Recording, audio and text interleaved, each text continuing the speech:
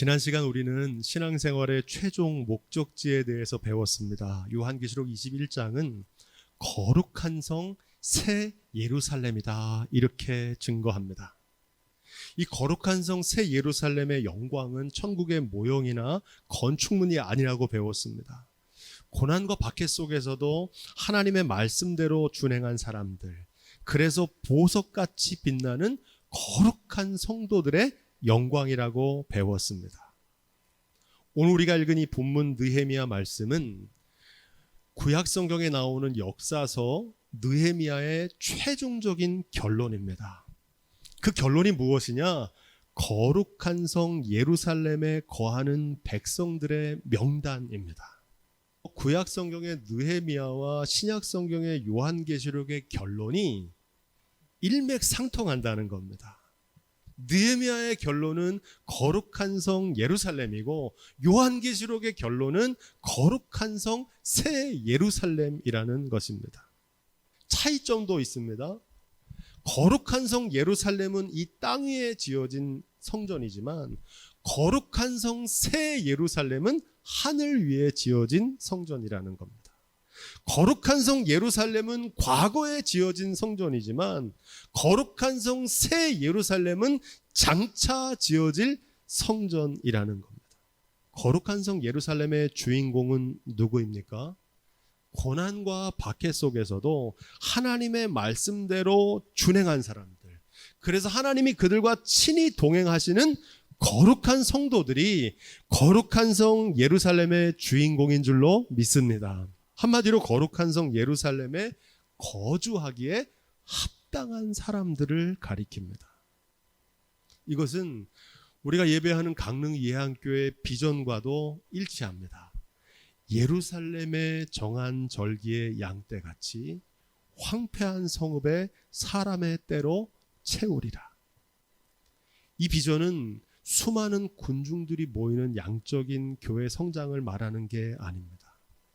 제사 드릴 양떼처럼 흠없고 순전하게 변화된 보석같이 빛나는 성도들로 가득 차게 될 줄로 믿습니다. 오늘 예배하는 여러분들 한 사람 한 사람이 그 거룩한 성 예루살렘에 합당한 보석처럼 빛나는 성도들이 다 되시기를 주님의 이름으로 축원드립니다. 오늘 이 말씀은 거룩한 성 예루살렘에 거주하는 백성들의 명단을 기록하면서 한 가지 더 중요한 메시지를 전합니다. 거룩한 성 예루살렘에 합당한 사람은 과연 누구냐는 겁니다. 백성의 두목들은 예루살렘에 머물렀고 그 남은 백성은 제비 뽑아 10분의 1은 거룩한 성 예루살렘에 와서 거하게 하고. 제비를 뽑았다는 것은 무작위로 요행수를 바랬다는 게 아닙니다. 제비를 뽑는다는 것은 하나님의 결정권을 묻는 겁니다. 하나님의 선택, 하나님이 택한 사람들이 예루살렘 성에 거하게 되었다는 겁니다. 누구나 이스라엘의 백성이 될 수 있지만 아무나 거룩한 성 예루살렘의 주인공이 될 수는 없다는 겁니다. 하나님이 택하심을 받은 사람만 된다는 겁니다. 누구나 천국에 들어갈 수 있습니다. 그 길이 활짝 열려 있지만 아무나 천국의 주인공이 될 수는 없다는 겁니다. 하나님의 부르심을 받는 것도 중요하지만 부르심에 합당한 삶을 살아야 된다는 겁니다. 부르심을 받은 사람은 많지만 쓰임은 받는 사람은 적다는 겁니다. 얼마나 적으냐? 아주 적습니다. 오늘 말씀에 따르면 10분의 1, 오직 열에 한 사람만 들어갈 수 있다는 겁니다. 그렇다면 거룩한 성 예루살렘에 합당한 사람은 누구입니까?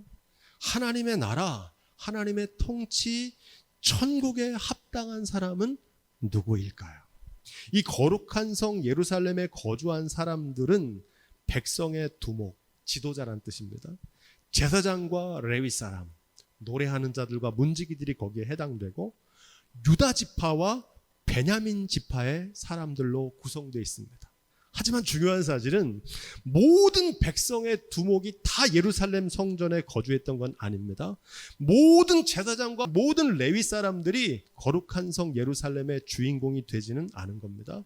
모든 유다 지파와 모든 베냐민 지파 사람들이 아니고 택함을 받은 사람들로 제한되어 있다는 겁니다. 이게 이 말씀의 가장 중요한 핵심입니다.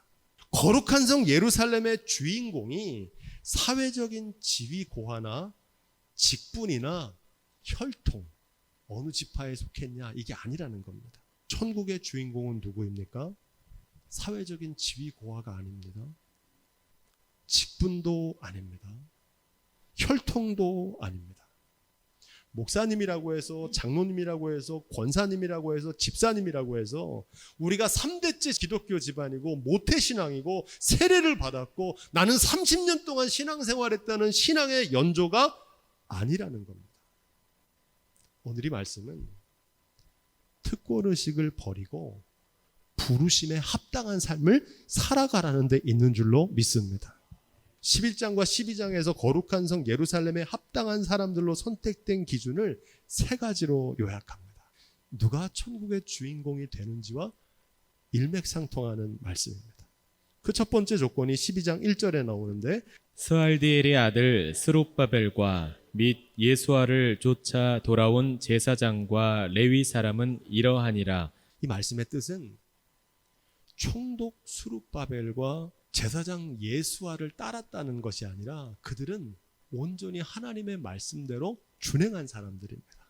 그래서 그들을 쫓았다는 말은 하나님의 말씀대로 준행했던 스룹바벨과 예수아를 쫓아 회개하고 돌아온 제사장들과 레위인들만 거룩한 성 예루살렘의 주인공이 되었다는 겁니다. 하나님의 말씀대로 쫓은 사람들, 하나님의 말씀대로 준행한 사람들이 거룩한 성 새 예루살렘의 주인공이라는 사실입니다. 출애굽 1세대 200명 가운데 약속의 땅에 들어간 사람은 단 2사람입니다. 여호수아와 갈렙만 들어갔어요. 나머지는 어떻게 됐습니까? 약속의 땅에는 들어가지 못하고 광야의 이슬로 사라져 버렸습니다. 민수기는 그 이유를 분명하게 증거합니다. 출애굽 1세대는 모세와 아론을 원망하고 불평하며 끊임없이 하나님의 말씀을 거역했기 때문이라는 겁니다. 하지만 여호수아와 갈렙은 온전히 하나님의 말씀대로 준행했습니다. 그래서 신명기에서 모세는 출애굽 2세대에게 간절하게 부탁합니다. 여호수아와 갈렙을 쫓아가라고 합니다. 그 말은 사람을 쫓아가라는 게 아니라 여호수아와 갈렙처럼 하나님 말씀대로 준행해야 된다는 겁니다. 거룩한 성 예루살렘에 합당한 사람은 누구입니까? 하나님의 말씀대로 준행하는 사람이 거룩한 성 예루살렘의 주인공인 줄로 믿습니다.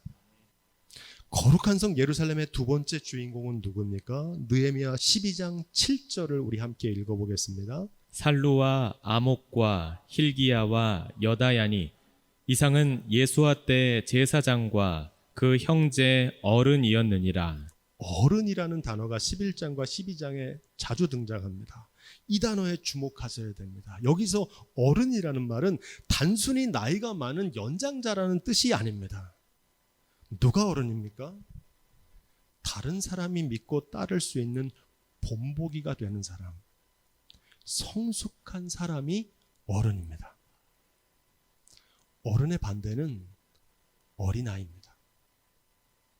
미숙한 어린아이는 자기 생각만 하지만 성숙한 어른은 공동체를 생각합니다. 미숙한 어린아이는 섬김을 받으려고만 하지만 성숙한 어른은 다른 사람을 섬깁니다. 꼰대가 되지 말고 존경받는 어른이 되자. 저의 결심입니다. 표준 국어 사전에 꼰대라는 단어를 늙은이를 가리키는 은어라고 말합니다. 오늘 우리 사회의 문제는 노인들은 많아졌는데 어른이 없는 시대라고 합니다. 사도 바울은 고린도서 13장 11절에 이렇게 말합니다. 내가 어렸을 때에는 말하는 것이 어린아이 같고 깨닫는 것이 어린아이와 같고 생각하는 것이 어린아이와 같다가 장성한 사람이 되어서는 어린아이의 일을 버렸노라 이렇게 말합니다. 여러분, 거룩한 성 예루살렘에 합당한 사람은 성숙한 어른입니다. 바라기는 그리스도의 장성한 분량에 이르기까지 변화되고 성숙하는 어른스러운 신앙인들이 다 되시기를 주님의 이름으로 부탁을 드립니다. 세 번째 주인공은 누구인지 느헤미야 12장 8절은 기록합니다. 레위 사람은 예수아와 빈누이와 간미엘과 세레비아와 유다와 마따냐니 이 마따냐는 그 형제와 함께 찬송하는 일을 맡았고. 여기서 맡았다는 말이 중요합니다. 주님께 위임받은 청직이라는 뜻입니다. 느헤미야 11장 24절에 더 분명하게 드러납니다. 유다의 아들 세라의 자손 곧 무세사벨의 아들 부다히야는 왕의 수하에서 백성의 일을 다스렸느니라 이렇게 말합니다. 교회에서 맡은 직분은 세상적인 명예나 자랑이 아닙니다. 이것은 섬김의 멍에입니다. 왕이신 하나님과 예수 그리스도로부터 위임받은 청지기의 직무인 줄로 믿습니다. 우리가 맡은 일, 설교하고 봉사하고 직분을 감당하는 모든 사역들이 하나님께서 우리에게 맡기신 사명인 줄로 믿습니다. 주님께서 맡기신 일을 충성스럽게 감당하는 사람들이 거룩한 성 예루살렘의 주인공인 줄로 믿습니다. 예수님께서는 오늘 이 길고 어려운 말씀, 대부분의 사람들이 무심코 지나가는 이 귀한 말씀을 단 한 문장으로 요약하셨습니다. 그 말씀이 바로 청함을 받은 사람은 많지만 택함을 받은 사람은 적다. 부르심을 받았지만 귀한 사명을 맡았지만 합당한 삶까지 성숙하지 못하는 사람이 많다는 뜻입니다. 그런 의미에서 마태복음 22장 1절로 7절 말씀을 읽어보면 이렇게 되어 있습니다. 예수님께서 다시 비유로 대답하여 가라사대 천국은 마치 자기 아들을 위하여 혼인잔치를 베푼 어떤 임금과 같으니 그 종들을 보내어 그 청한 사람들을 혼인잔치에 오라 하였더니 오기를 싫어하더니 이렇게 말합니다. 다시 다른 종들을 보내며 가로되 청한 사람들에게 이르기를 내가 오찬을 준비하되 나의 소와 살진 짐승도 잡고 모든 것을 갖추었으니 혼인잔치에 오소서 하라 하였더니 저희가 돌아보지도 않고 하나는 자기 밭으로 하나는 자기 상업차로 가버리고 그 남은 자들은 종들을 잡아 능욕하고 죽이니 임금이 노하여 군대를 보내서 그 살인자들을 진멸하고 그 동네를 불살랐다는 겁니다. 여러분, 이 비유에서 혼인잔치에 초대한 임금은 누구실까요? 하나님이십니다. 그렇다면 임금이 보낸 종들은 누구입니까? 구약 성경에 기록된 수많은 예언자와 선지자들을 가리킵니다. 그렇다면 이 혼인잔치에 청함을 받은 사람들은 누구겠습니까? 그들은 유대인들입니다. 하나님의 선민 이스라엘 백성들을 가리킵니다. 청함을 받기는 받았지만 오기를 싫어했다는 겁니다. 돌아보지도 않았다는 겁니다. 요즘 아이들이 쓰는 말로 바꾸면 생 같다고 말합니다. 국어사전에 기록되어 있어요. 무시하거나 모른 척 피한다는 뜻입니다. 왜 그랬을까요? 자기 밭으로 자기 상업차로 바빴기 때문입니다. 아무리 바빠도 자동차에 기름을 넣어야 되고 아무리 바빠도 밥은 먹어야 되잖아요. 바빠서 그런 게 아닙니다. 그 일이 얼마나 중요한 일인지 몰랐기 때문입니다. 왕의 초대에 거역한 진짜 이유는 그 왕을 깔보고 멸시했기 때문입니다. 왕이 자신들에게 생사 여탈권을 가진 왕이라는 사실을 몰랐기 때문입니다. 알았다면 어떻게 그런 일을 할 수 있었겠습니까? 결국 분노한 왕은 자신의 군대를 보내서 살인자들을 진멸하고 그 동네를 불살라 버렸습니다. 여러분 참 무서운 얘기죠. 하지만 부인할 수 없는 현실입니다. 세상에 믿던 모든 것이 끝나는 날이 옵니다. 그리고 하나님의 심판대 앞에 서는 날이 온다는 겁니다. 그 사실을 애써 외면하며 살았기 때문에 그 일을 겪게 되었다는 겁니다. 이 말씀은 이스라엘의 역사를 은유적으로 증거하는 말씀입니다. 예루살렘 성전이 돌 위에 돌 하나 남김없이 무너지고 약속의 땅에서 쫓겨나서 바벨론 제국의 포로로 끌려가는 신세가 되었던 것을 은유적으로 말합니다. 이 비유는 하나님을 두려운 줄 모르고 사는 인생들의 결말을 증거합니다. 하나님께서 생명의 주관자, 건강의 주관자, 하나님이 물질의 주관자, 자녀의 주관자라는 사실을 까맣게 잊어버리고 살았던 겁니다. 먼저 그의 나라와 그 의를 구하지 않는 이들, 하나님의 나라, 하나님의 통치, 하나님의 언약, 하나님의 뜻에는 관심도 없이 사는 사람들에게 주시는 준엄한 경고의 말씀인 줄로 믿습니다. 오늘 이 말씀은 이렇게 이어집니다. 8절로 10절에 이에 종들이 혼인잔치는 예비되었으나 청한 사람들은 합당치 아니하니 이렇게 말합니다. 사거리 길에 가서 사람들을 만나는 대로 혼인잔치로 청하여 오라. 종들이 길에 나가서 악한 자나 선한 자나 만나는 대로 모두 데려오니 혼인잔치에 손이 가득한지라. 선민 이스라엘이 하나님의 부르심에 합당한 삶을 살지 않자 하나님께서 모든 죄인, 선한 사람이나 악한 사람이나 이방인들에게까지 구원의 문을 열어주셔서 누구든지 예수 그리스도를 믿으면 구원을 얻는 복음의 확장을 은유적으로 전하는 말씀입니다. 모든 사람에게 베푸시는 하나님의 은혜를 증거하고 있는 말씀입니다. 이 비유의 핵심은 이어지는 11절과 13절에 기록됩니다. 거기서 예복을 입지 않은 한 사람을 보고 가로되 친구여 어찌하여 예복을 입지 않고 여기 들어왔느냐 하니 저가 유구무원이언을 임금이 사환들에게 말하되 그 수족을 결박하여 바깥 어두움에 내어 던지라. 거기서 슬피 울며 이를 갈미 있으리라 하니라. 누구나 하나님의 크신 은총을 받고 값없이 주시는 은혜의 자리에 초대받았는데 예복을 갖춰 입고 오지 않은 이유는 무엇일까요? 자신이 초청받은 자리가 얼마나 크고 영광스러운 자리인지, 얼마나 그게 복된 자리인지를 몰랐기 때문입니다. 무엇보다 자신을 초청하신 분이 누구신지를 몰랐기 때문에 최소한의 예의도 갖추지 않은 겁니다. 여러분, 여기 아주 중요한 의미가 있습니다.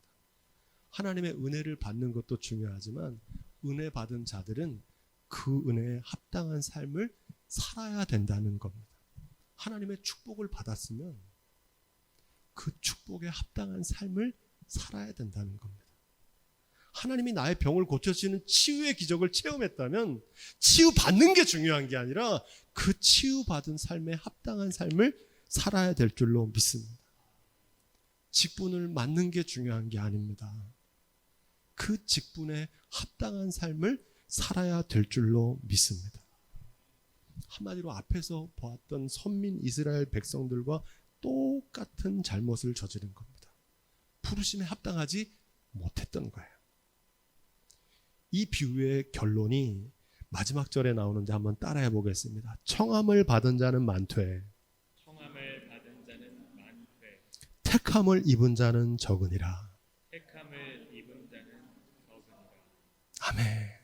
이 말씀은 천국에 관한 말씀입니다. 오늘 말씀으로 얘기하면 거룩한 성 예루살렘에 합당한 사람이 누구인지를 전하는 말씀입니다. 마태복음 7장 21절에 예수님께서 친히 하신 말씀입니다. 나더러 주여 주여 하는 자마다 천국에 다 들어갈 것이 아니요 내 아버지의 뜻대로 행하는 자라야 들어가리라. 오늘 말씀과 같은 말입니다. 주여 주여 한다고 다 가는 게 아니라는 거예요. 천국에 합당한 사람만 천국에 들어갈 수 있다는 겁니다. 이게 복음입니다.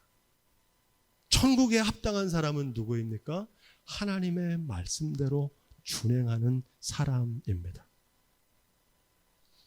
청함을 받은 자는 많되 택함을 입은 자는 적다는 이 말씀은 우리가 이 땅의 삶을 마치고 장차 들어갈 천국, 거룩한 성 새 예루살렘에만 국한되는 말씀이 아닙니다.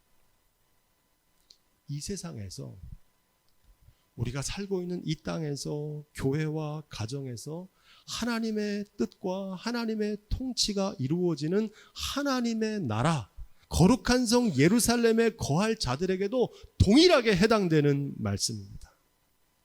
여러분, 이 말씀을 우리의 삶에 적용하면 더 분명해집니다. 2007년 하나님께서는 우리 교회에 약속의 땅 위에 새 예배당을 주시겠다는 언약을 주셨어요. 천국 잔치에 초대하신 겁니다. 100여 명의 성도들이 있었는데 그들 모두가 언약의 주인공이 되지는 못했습니다. 혼인잔치에 초대를 받았지만 오기를 싫어하더라고요. 돌아보지도 않더라고요. 하나는 자기 밭으로 갔고 하나는 자기 상업차로 가고 종들을 잡아 능욕하고 죽이려 하더라고요. 오직 하나님의 언약을 믿고 끝까지 말씀대로 준행하는 사람들만 지금 이 자리에서 거룩한 성 예루살렘의 주인공이 된 줄로 믿습니다. 그게 우리 교회의 역사예요.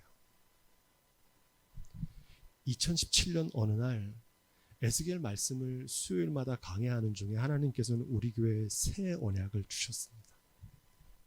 제사드릴 양떼, 곧 예루살렘의 정한 절기의 양떼같이 황폐한 성읍에 사람의 때로 채우리라. 이건 단순한 교회의 양적 부흥, 수많은 군중들을 말하는 게 아닙니다. 제사드릴 양떼처럼 흠없고 순전하게 변화된 보석같이 빛나는 성도들로 가득 차게 하시겠다는 주님의 확실한 언약인 줄로 믿습니다. 그 언약의 주인공으로 저와 여러분들이 모두 청함을 받았다는 사실입니다.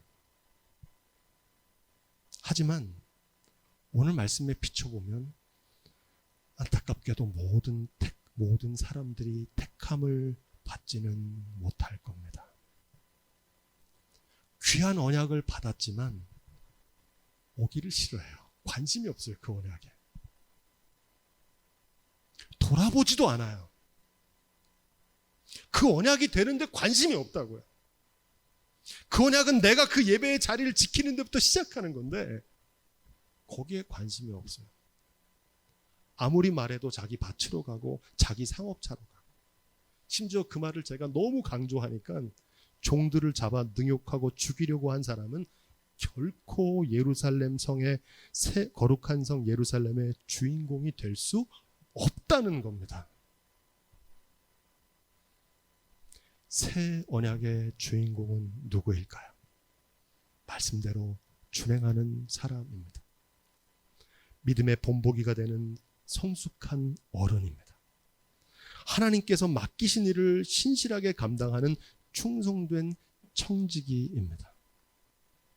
바라기는 오늘 예배드리는 우리 모두가 한 사람도 빠짐없이 거룩한 성 예루살렘의 주인공이 다 되시기를 주님의 뭐 축원드립니다.